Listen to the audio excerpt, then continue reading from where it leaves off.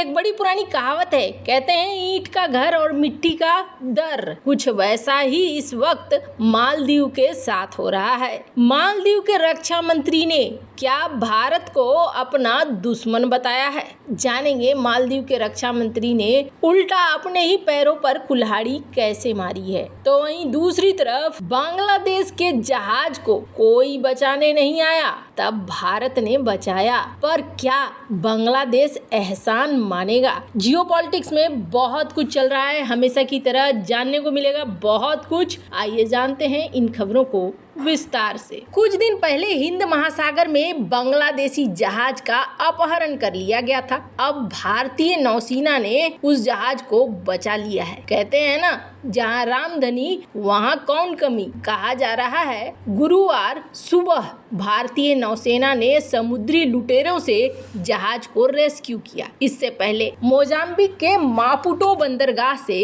UAE के अल हमरिया बंदरगाह जा रहे Bangladeshi cargo boat MV Abdullah, जो देखने में कुछ ऐसा था, तस्वीर देख सकते हैं, इस पे 15 से 20 समुद्री डाकू चढ़ गए। ये घटना सोमालिया की राजधानी मोगादिशु से लगभग 600 समुद्री मील पूर्व में हुई। शुक्रवार को एक बयान जारी किया गया। भारतीय नौसेना ने कहा कि 12 मार्च को सूचना मिलने पर LMRMP P81 को तुरंत तैनात किया गया था और शाम को व्यापारी जहाज MV अब्दुल्ला का पता लगाने पर स्थिति का पता लगते ही संचार स्थापित किया गया, लेकिन शुरू में कोई प्रतिक्रिया नहीं मिली। हालांकि 2 दिन के बाद भारतीय नौसेना ने सोमालिया तट पर बांग्लादेश के झंडे वाले जहाज अब्दुल्ला पर समुद्री डकैती के हमले को विफल कर दिया। सशस्त्र समुद्री डाकुओं द्वारा बंधक बनाए गए MV चालक दल का पता लगा लिया गया और सोमालिया के क्षेत्रीय जल में इसके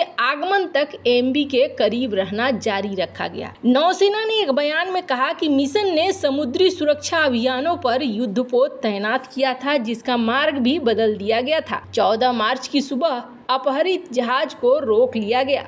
मिली जानकारी के मुताबिक जहाज पर 58,000 टन कोयला लदा है। जहाज बांग्लादेशी संगठन SR शिपिंग का है, जो चट्टग्राम स्थित Kabir steel and rerolling mill group के सहयोगी कंपनी है। मीडिया रिपोर्ट्स के अनुसार इस बोट में 23 सदस्य सवार थे। बताया गया कि चालक दल के सदस्य जहाज के केबिन के अंदर सुरक्षित हैं, जबकि समुद्री डाकुओं ने जहाज को कंट्रोल कर लिया है। KSRM के मीडिया सलाहकार मिजाबुल इस्लाम ने बताया कि चालक दल के सदस्यों को समुद्री डाकुओं ने बंधक बना लिया था, लेकिन वो केबिन के अंदर सुरक्षित थे। Bangladesh merchant marine officers association के अध्यक्ष कैप्टन अनम चौधरी ने बताया कि चालक दल ने मदद मांगने के लिए व्हाट्सएप मैसेज भेजा था, जिसमें कहा गया था कि वो भारी हथियारों और गोला बारूद के साथ समुद्री डाकुओं के साथ केबिन के अंदर बंद थे। और यहीं पे भारत को मौका मिल गया।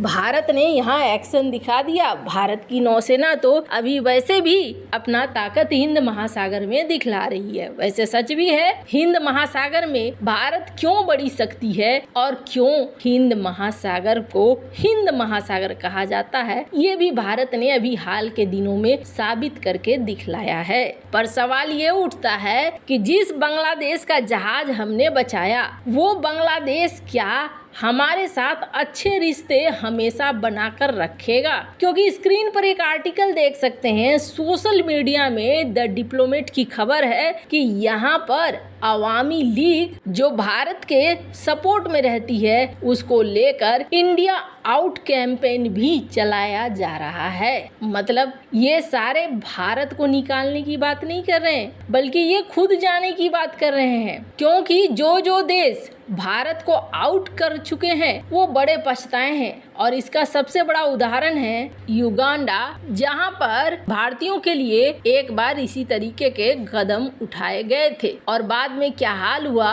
वो सभी को पता है। खैर, जहां एक तरफ ये सब कुछ हो रहा है, भारत ने बचाया है, एक गुडविल दिखलाया है, भारत ने अपना धर्म निभा दिया है। पर उधर से धर्म निभेगा कि नहीं निभेगा ये कहना आसान नहीं है। जहां एक तरफ ये सब कुछ हो रहा है, वहीं दूसरी तरफ बांग्लादेश के संबंध में मैंने ऐसा क्यों कहा, क्योंकि भारत ने मालदीव के लिए भी कुछ इससे बढ़कर ही किया है। पर मालदीव अब किस तरीके से पलटी खा रहा है। चीन परस्त मोहम्मद मुइज़ू मालदीव का राष्ट्रपति बनने के साथ ही भारत के खिलाफ जहर उगलते रहे हैं और अब उसी राह पर उनके रक्षा मंत्री गासन मोमून भी चल पड़े हैं। तुर्की से ड्रोन मिलने के बाद मालदीव के रक्षा मंत्री का दिमाग 7वें आसमान पर है। यही वजह है कि वे अब भारत को भी गीदड़ भभकी देने लगे हैं। रक्षा मंत्री मोमून ने कहा कि मालदीव की वायुसेना से दुश्मन हैरान है। दरअसल मालदीव के राष्ट्रपति मुइज़ू ने शुक्रवार 15 मार्च को मालदीव नेशनल डिफेंस फोर्स के एयर कॉर्प्स का उद्घाटन किया। मोमून इसे लेकर एक ही समारोह में बोल रहे थे, जहां उन्होंने कहा कि मालदीव की वायुसेना से देश के दुश्मन और दोस्त हैरान हो गए हैं। गासन ने कहा कि आधुनिक दुनिया में सेना की भूमिका और युद्ध की रणनीतियां बदल गई हैं। सेनाएं अब टेक्नोलॉजी पर निर्भर हैं और रणनीति का इस्तेमाल जीवन के जोखिम को कम करने के लिए किया जाता है। मालदीव की न्यूज वेबसाइट अधादू की रिपोर्ट के अनुसार वायुसेना में तुर्की के नए ड्रोन के बारे में मोमून ने कहा कि ये मारक क्षमता वाला एक हथियार है जो निगरानी, खोज और बचाव पर ध्यान केंद्रित करते हुए देश की संप्रभुता की रक्षा के लिए रक्षात्मक युद्धाभ्यास कर सकते हैं। गासन ने कहा कि दुनिया में युद्ध का रुख बदल रहा है, जिसके परिणाम स्वरूप दूसरे देश पर आक्रमण करने या कब्जा करने के प्रयास कम हो गए हैं। हालांकि शक्तिशाली देश अब दूसरे देशों की संप्रभुता को प्रभावित करने की कोशिश करते रहते हैं। मालदीव के रक्षा मंत्री का इशारा निश्चित तौर पर भारत के ही तरफ था, जिसके बारे में उनकी पार्टी दुष्प्रचार करती है कि वो मालदीव में हस्तक्षेप करता है। द्वीपीय देश के रक्षा मंत्री ने कहा कि हमने खुलकर ये कहा है कि हमें एक स्वतंत्र और संप्रभु मालदीव में रहने का अधिकार है। मालदीव के लोगों को अपने पैरों में खड़े होने का अधिकार है। मालदीव की सेना के जल्द एडवांस करने के लिए साहस से काम करना और लक्ष्य को हासिल करने से दुश्मनों और दोस्तों को चौंका दिया है। समारोह में मालदीव के सेना प्रमुख लेफ्टिनेंट जनरल अब्दुल रहीम अब्दुल लतीफ ने इसे ऐतिहासिक दिन बताते हुए MNDF एयर कॉर्प्स के लॉन्च और ड्रोन के उपयोग से देश की सैन्य क्षमता में काफी इजाफा हुआ है। उन्होंने 4000 सालों के स्वतंत्र मालदीव में आज एक ऐतिहासिक दिन है, जब हवाई मार्ग से देश की रक्षा के लिए पहली बार एयर कॉर्प्स का उद्घाटन किया गया।